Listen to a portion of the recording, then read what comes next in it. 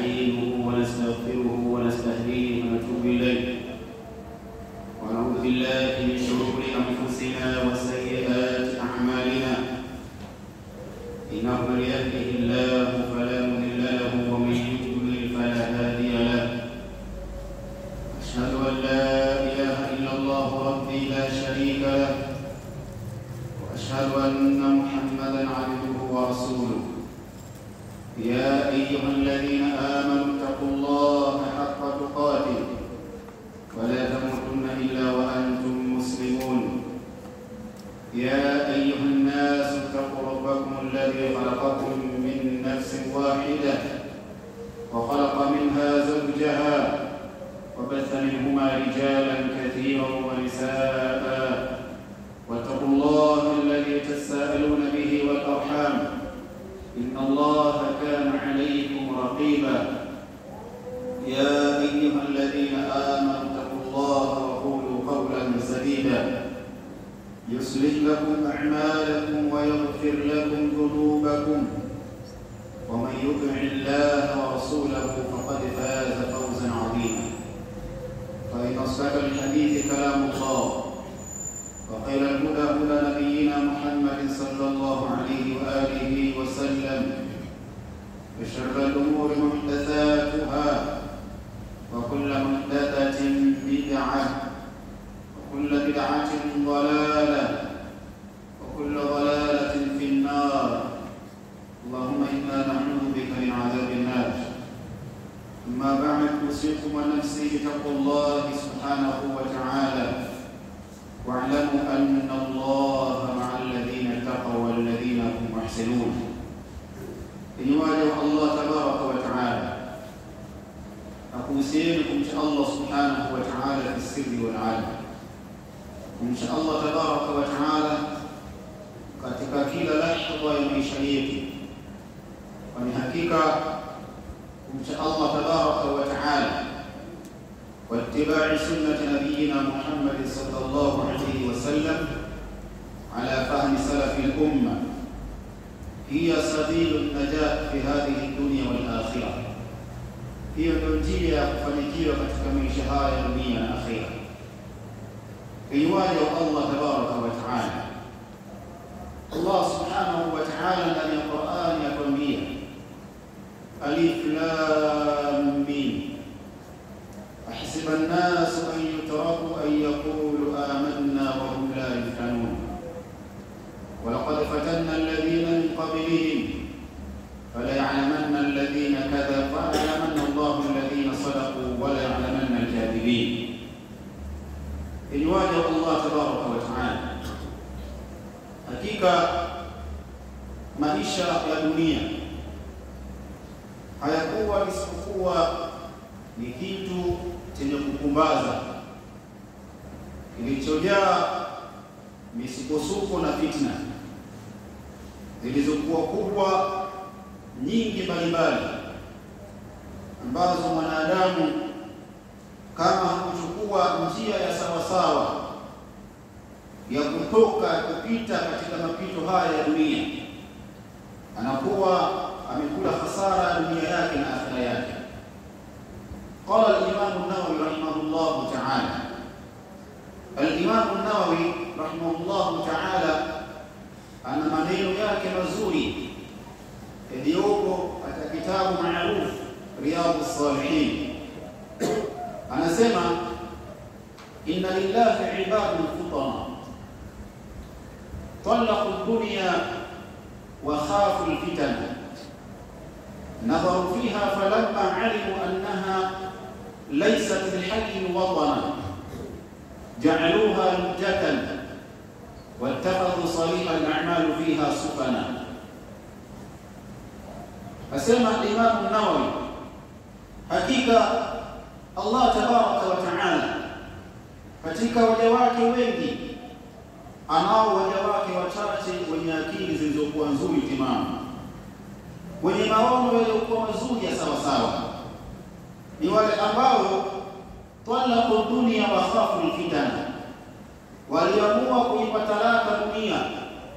na kuziogopa fitna na vitimbi vya dunia yenyewe. Na fiha,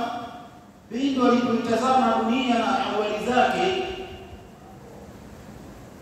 nadharu fiha falamma alimu annaha laysat lihayyin watan, walipoitazama dunia kwa umakini wakaichunguza, wakaona ya kwamba si kitu chenye uhai wa kudumu, ni kitu ambacho mwanadamu lazima atambue kwamba anaishi katika nyakati za dunia, ajiepushe na hizo fitna za dunia, kwa sababu ni kitu ambacho kina muda mfupi wa kuondoka. Kama qala Allah tabaraka wa taala, qul mata'u dunya qalil wal akhiratu khayrun liman ittaqa wa la yuzlamuna fatila. Waambie Muhammad ya kwamba hakika maisha ya dunia ni kitu kidogo, lakini akhira khairu, ni kitu bora kwa wale ambao wanamcha Allah subhanahu wa ta'ala. Sasa Imam An-Nawawi anatuambia katika maneno yake yenye hikma kubwa kwamba wale watu wenye akili katika viumbe wa Allah subhanahu wa ta'ala walipoamua kuipa talaka dunia, walitazama dunia na hali zake, wakaona si kitu ambacho kina uhai wa kudumu na hakina uhai waliokuwa salama, isipokuwa yote ambaye ataingia katika kuiridhia sana dunia halaka, ataangamia wafasir na atakula hasara kusorana na dunia. Hasara ilikuwa wazi kabisa. Sasa anasema Imam An-Nawawi walipoiangalia dunia wakaona si kitu ambacho kina uhai wa milele, ja'aluha lija, na wao pia wakaenda vile dunia ilivyo kwamba ni kitu cha kijinga, nacho kama ni kitu cha kijinga vile vile, hakuipa dunia thamani yoyote. Watakhadhu salih al-a'mal, na wakachukua njia ya kutenda matendo mema, fiha, katika hiyo dunia, sufana, kuwa ndiyo jahazi la kupita katika hiyo bahari ya dunia iliyojaa al-qurabat wal-fitan wal-mihan, katika bahari ya dunia iliyojaa vitimbi na mitihani na fitna mbalimbali. Inwaja Allah tabaraka wa taala, mimma awjaba Allah tabaraka wa taala, hakika miongoni mwa ambayo Allah tabaraka wa taala ametujalia sisi, anatuwajibishia ni kuhakikisha katika kila lahadha ya maisha yetu, tunapopita katika kila aina ya fitna mbalimbali kama zile ambazo zinaendelea katika ardhi yetu, tumuomba Allah tabaraka wa taala tuepushe nazo, kwa sababu kuna watu ambao ni kubathau al-a'mal, watu wapuuzi wa akili ambao hawana nia njema ya ile neema kubwa ambayo Allah tabaraka wa taala amejalia kwetu katika ardhi hii, ambayo Allah subhanahu wa taala alipigia mfano kama alivyowaambia watu wa Makkah katika asl jahiliya, akisema awalam yarau anna ja'alna haraman amina wa yatakhaffafu an-nasu min hawlihim afa bil batil yu'minuna bi ni'mati llahi hum yakfurun. Hivi hawaoni ya kwamba anna ja'alna haraman amina, tumewajalia hao Makuraish katika ardhi hiyo tukufu wanayoishi ni ardhi iliyojaa amani, wa yatakhaffafu an-nasu min hawlihim, hii hali wanaona ya kwamba watu wa miji ya pembezoni mwao wanatifuana kwa kukosa utulivu na amani. Afa bil batil yu'minuna bi ni'mati llahi hum yakfurun, Allah sema hivi wanakufuru neema ya Allah tabaraka wa taala, na kwa batil ndio wanakuwa wenye kuamini. Sasa Allah subhanahu wa taala anatupa njia sisi Waislamu ambao bil asaf shadid katika hizi fitna ambazo zinaendelea katika ardhi yetu, masikitiko yao makubwa ni kuwaona pia wengi katika Waislamu, vijana wa Kiislamu na wao pia wanaingia katika hizo fitna. Tunawahusia sana kwamba warudi katika Uislamu, nini dini yao inawafundisha hina dhaharat hadhihi alfitan, kwa sababu hakuna njia ya mwanadamu Muislamu kusalimika inapohili fitna na misukosuko katika maisha yake isipokuwa arjuu ila Allah tabaraka wa taala, kurejea kwa Allah subhanahu wa taala. يقول الله تبارك وتعالى ولقد أرسلنا من قبلك